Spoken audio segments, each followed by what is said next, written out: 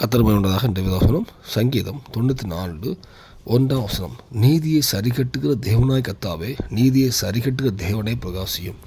கர்த்தர் உண்டாக இந்த வசனத்தை பார்க்கும்போது நீதியை சரிகட்டுகிற தேவன் அப்படின்னு போட்டோம். நீதியை சரிகட்டுகிற தேவனை கர்த்தாவே அப்படின்னு போட்டிருக்கோம். இந்த நீதியை சரிகட்டுகிற தேவன் நம்ம வாழ்க்கையில் நம்ம நீதியாக வாழ்ந்துருக்கலாம், நமக்கு அநீதி வந்திருக்கலாம்.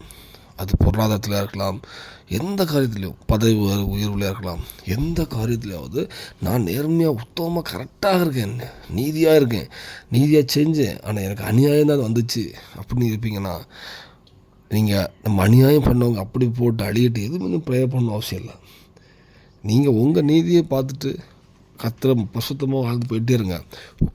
ஒரு டைம் வரும், உங்களுடைய நீதியை தேவன் வெளியே கொண்டுருவார், உங்களை உயர்த்துவார்.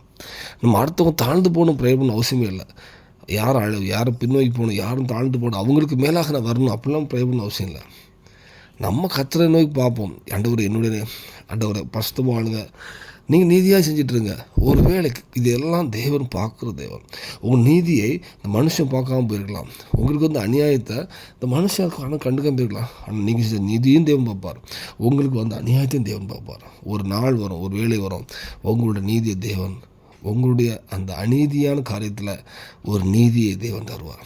எந்த காரியம் வந்தாலும் இந்த வேளையில் இந்த மெசேஜ் கூட யாராவது எனக்கு அநேக அநீதி வந்துச்சு, என் வாழ்க்கையில் அநீதியாக இருந்தேன், இந்த எந்த காரியமாக இருக்கட்டும், பொருளாதாரத்துலேயோ குடும்ப காரியத்துலேயோ பதவி உயர்வில் எதுலையாவது அநியாயம் வந்திருக்குன்னா இந்த வேலையில் கற்றுட்டு அர்ப்பணிப்போம், பரிசுத்தமாக ஆடுவோம். ஒரு விஷயம் கற்றுட்டு அர்ப்பணிப்போம். வாழ்க்கை ஏதாவது குறைகள் இருக்குமான ஆவிக்குரிய குறைகள் சரிப்படுத்துவோம், கற்றுட்டு கருத்தை அர்ப்பணிப்போம்.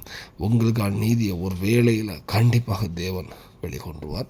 இந்த பூமியில் சாட்சியில் வாழ்க்கை தருவார், எல்லா வீட்டிலும் சாட்சியில் வாழ்க்கை தருவார், பரலோகத்தையும் ஆயத்தப்படுத்துவார், அநேக ஜனங்களை ஆயத்தப்பட்டு அவங்க பயன்படுத்துவார். அர்ப்பணிப்பும் தேவனுக்கு விஷயவராக. ஆமென்.